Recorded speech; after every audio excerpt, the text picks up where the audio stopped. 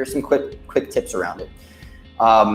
One, create a plan from your broadcast, right? Like we mentioned, it doesn't need to it doesn't mean be on the fly, although it certainly can be, right? But prep an outline for your show when you have that opportunity, so that way your broadcast, the structure of your broadcast has some guidance.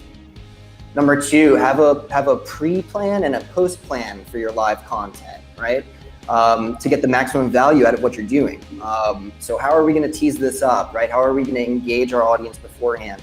Well, maybe we're going to put a teaser card up the day before our broadcast, or have a short bite-sized, live clip that we put out the day before our broadcast to drive folks to the day of.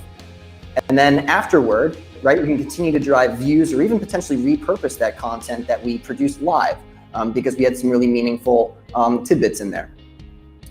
Number three, mix in pre-recorded videos. Creating an authentic and impactful live broadcast will consist of dynamics, right? And so some of this might be, live video. Some of this might be some pre-recorded clips that help support what you're speaking about in that live piece.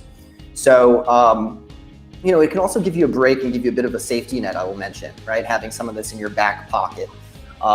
So it gives you that control element. So it's a tool, with Socialive, I'll say, you have a tool that allows you to create broadcasts where you can mix both live pieces and pre-recorded video. Exactly. Number four, distribute your content across multiple channels. So engage the widest audience possible by distributing your live videos between places like LinkedIn, where we're at right now, Facebook, Twitter, YouTube. The wider you can do a net, the more your organic reach is going to be as well. And it's going to be something like how Socialive does. You can distribute it in multiple places, you can manage, and you can continue to grow your audience organically. And five, ID an internal person who you can trust, who can speak off the cuff, who actually knows what's going on and can be that person that's going to be consistent, that people can look to and expect to learn more from. Great point. Yeah, and with the same, identifying people is great. Also identifying locations is huge. It's going to make your production more efficient if you identify 1 to 2 key locations where you can shoot your videos, which is our 6th point here. And then another follow-up for that is make a production checklist. Even with the simpler broadcast, there's a lot of moving parts, not just location. So create a standard production checklist just to make sure nothing slips through the cracks. And then lastly, number 8, go mobile. The benefit of live video is you can broadcast ideas to the world instantly. Sometimes that means polished productions like the one you're seeing now. Other times that means video diaries, just a simple selfie where you're talking about something that you're an expert in or passionate about. Basically by hopping on the phone from the field and going live. For instance, a CEO can send out a dispatch from a conference talk, a quick interview with somebody that they've met there that they want to push live, or anything similar to that. Socialive has a mobile app that makes that possible and honestly really easy.